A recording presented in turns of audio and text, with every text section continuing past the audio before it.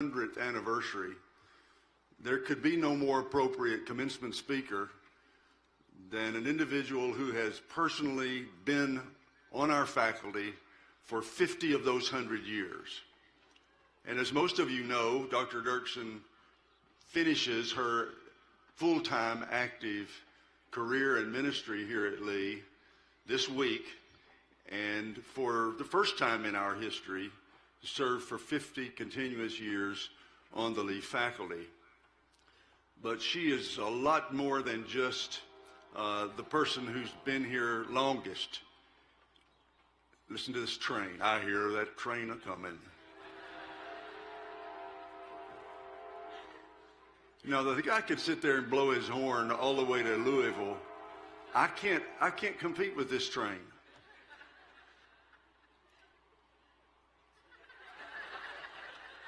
Now, I think he's done. They finally got that cow off the track, and this guy quit blowing his horn. You know, Carolyn has done the whole gamut here. She came here 50 years ago as kind of a young faculty member right out of grad school. She went through that stage of being young faculty, very popular, very much a leader among faculty. Then she became this kind of a seasoned veteran faculty member, and we had the opportunity, she and I, of serving together for many years, both of us in that role of faculty. And then she joined the administrative team, where she served for many years as a dean and longer than any other individual as the chief academic officer of Lee. And then in these most recent years, as she has continued to teach and serve as director of faculty development. But all of that history doesn't capture the way in which she has both created and perfectly expresses the Lee University mindset. She is a wonderful colleague to all of us on the faculty. She is one who loves you as students dearly.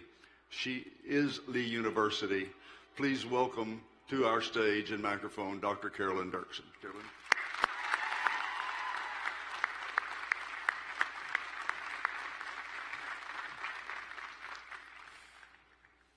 What a pleasure it is to address the graduating class of 2018 and be part of a graduation ceremony a century in the making. Commencement is a unique event, and because you are the first graduating class of our second century, this is a great institutional celebration. We have a new centennial banner, we have hung a centennial seal, and we even have centennial zipper pulls. So in one sense, today is all about the Lee Centennial. This is also an important milestone for me personally, because it is the culmination, as Dr. Conn said, of 50 years as a member of the Lee University faculty. This speech is my last official act as a member of the Workaday Lee family. So in that sense, today is pretty much all about me. But on another much more important level, this is a personal moment for you and your family. You have worked in offices and stores and restaurants. You've cleaned dorms. You've planted shrubs and mowed the grass. You've lived in a dorm or commuted to campus or huddled over your computer into the wee hours of the morning. You've memorized and calculated and researched and crammed, written dozens of essays, read mountains of books, and taken countless exams. As families, you have worked and sacrificed and pulled together, and this moment is all about your personal and communal accomplishment. When I was in Dr. Murray's position as Vice President for Academic Affairs, I planned 42 Lee graduation ceremonies, and I always joked that it was like planning a wedding with 800 brides. To each of you individually, this day is your day, and you have earned your personal and individual moment in the sun. So today is all about you. This day, this gorgeous spring morning, brings together intense institutional and personal strands for all of us. And I want to speak to that powerful combination. I know you don't want to hear my personal reflections on half a century at Lee, and you don't want a thumbnail sketch of the history of Lee in its first 100 years. In fact, you may have centennial fatigue, or Dirksen retirement fatigue for that matter. What I do want to tell you, to show you, and to make you understand is this. We have all been working for and moving toward this whole century toward you.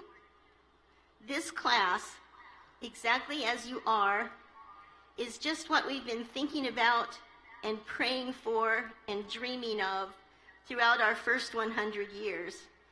And speaking as Lee's most senior of senior citizens, I could not be prouder.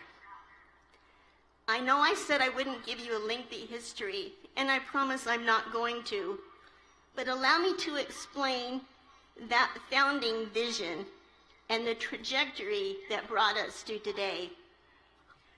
Nora Chambers was the first teacher of the first class of what would become Lee University. She started in a tiny classroom on January 1st, 1918, with 13 students. In 1943, at the 25th anniversary celebration, she said this: "If we 25 years ago could have drawn back the curtain and see what we have become today, wouldn't we have been encouraged?" Then she continued, "And today, I want to look to the future at what the school will be 25 years from now." That 25 years from now for Nora Chambers was the year I came to Lee. So I like to think of Nora and me holding hands across the history of the institution. I have learned a lot about Nora Chambers in this year of our centennial, and I know a lot about you from our shared life here together. From that knowledge, I am convinced that she would have loved you. She would have loved what you brought to this process, what you have become as a result of your hard work, and what you have the potential still of becoming. If she could draw that curtain back and see what lies before us this morning, she would be speechless to see the Lee University of 2018 with our gorgeous campus and wonderful facilities, our brilliant faculty, and our administrative team of experts. But I believe that what would take her breath away would be the hearts and minds and spirits of this graduating class. You are just what she dreamed of, just what she worked for, and you are the end product of our century of effort and prayer and trust and hope.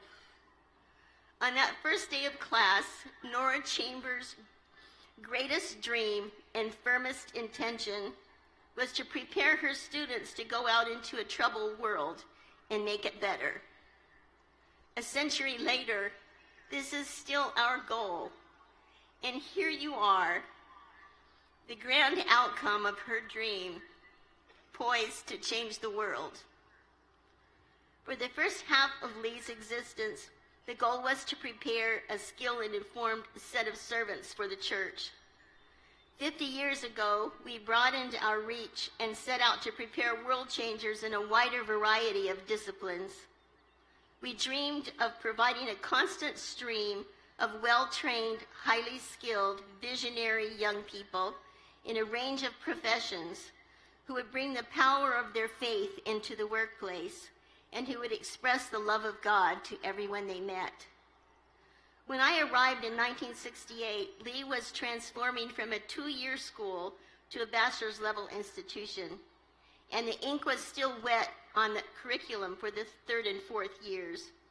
Even as a novice teacher, I was welcomed into the effort of creating the Bachelor of Arts in English, as colleagues across campus developed their programs in other disciplines.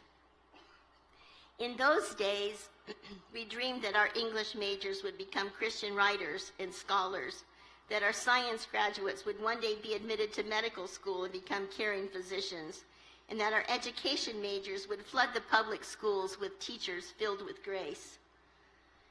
As we planned the coursework for accounting and sociology and history, we envisioned practitioners and researchers who would be the best in their field and who would administer God's grace to a society in turmoil.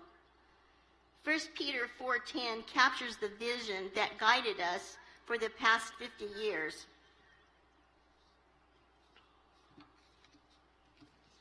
Sorry about that. Each of you should use whatever gift you have received to serve others as faithful stewards of God's grace in its various forms. All our efforts have gone into creating a curriculum and a learning environment that would prepare you to be skilled and willing conduits of that grace.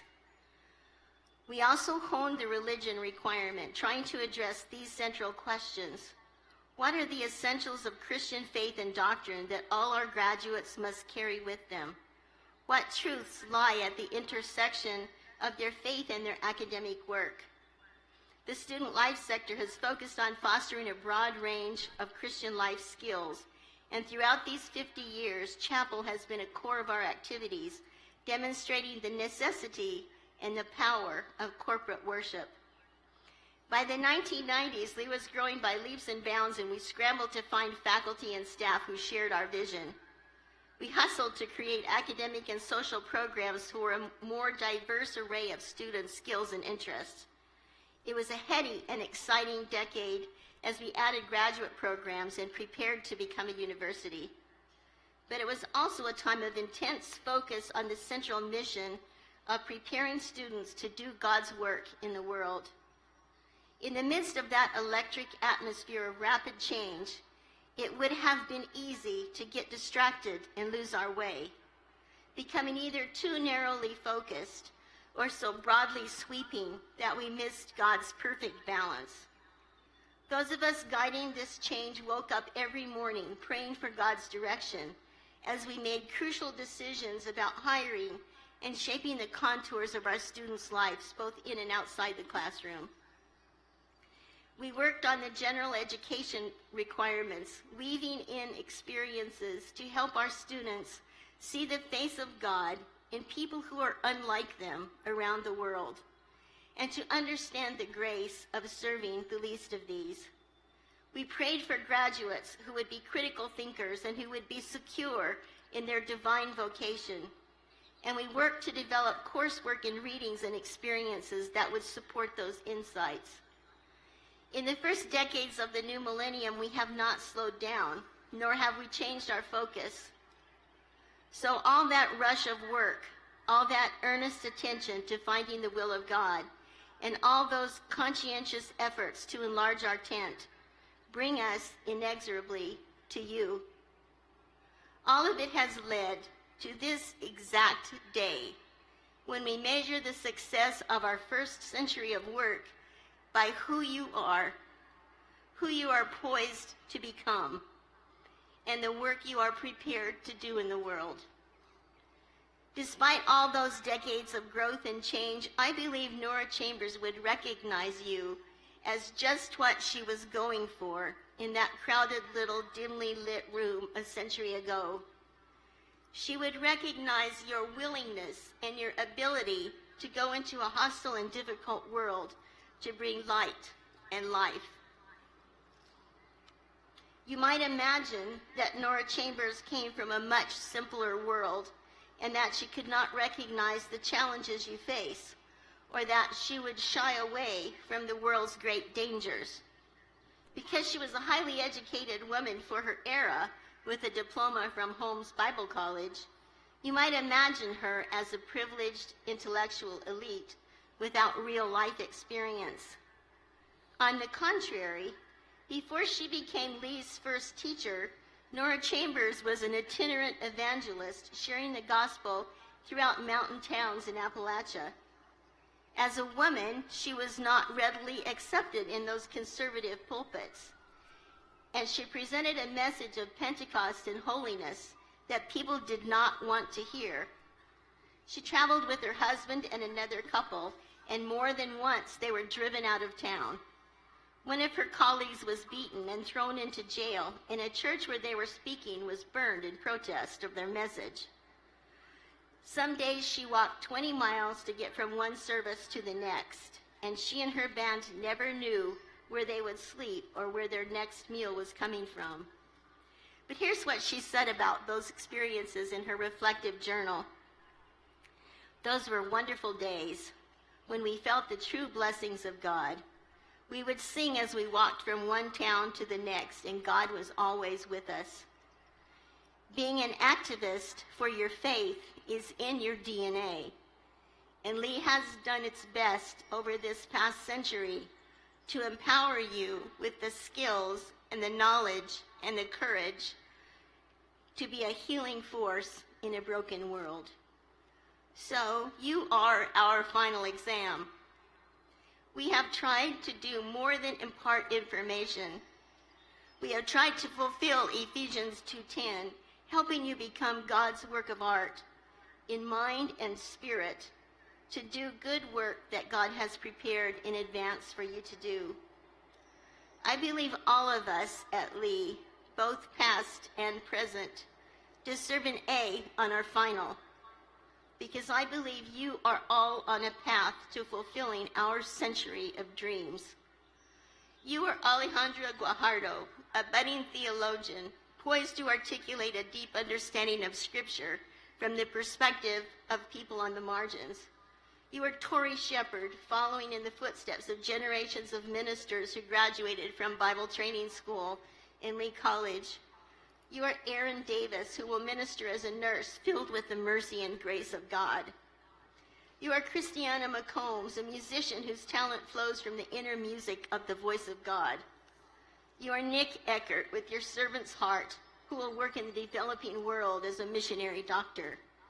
You are Gabby Etzley, who will minister God's grace by counseling those who are broken. You are Brittany Martin, with your pure, clear voice, who will become a choral conductor, lifting your gift up as a sacrifice of praise. You are Cody Price, whose strong code of Christian ethics will permeate your life in the business world. You are Maddie Denmark, whose skills with the English language will fortify your work for Bible in the schools. You are teachers and nurses and accountants, entrepreneurs, musicians, historians, scientists, and pastors. Some of you will immediately start changing the world for the better. Some of you are on a longer path to finding yourself and your place in God's grand scheme. But however long it takes, we believe in you. We believe in your very good hearts, in the hard work we have done together, and in God's guiding hand. There is a centennial seal on your diploma. Whenever you look at it, I hope you will be reminded of your heritage of hope and grace, and of the commitment to serve God through service to his children. This beautiful day brings together the highest hopes of this institution's first century, the vision of the work of my professional lifetime, and your own personal dreams and accomplishments. Speaking at the nexus of those powerful forces, I am deeply grateful to have shared this moment and this journey with you, my beloved spiritual sons and daughters. I have been encouraged by your energy and renewed by your openness and trust. I have enjoyed your humor, admired your earnest hard work, and taken pleasure in your company. Now we will give you your diplomas and send you into a world that desperately needs you, the outcome of our century of dedicated, hopeful effort. Thank you.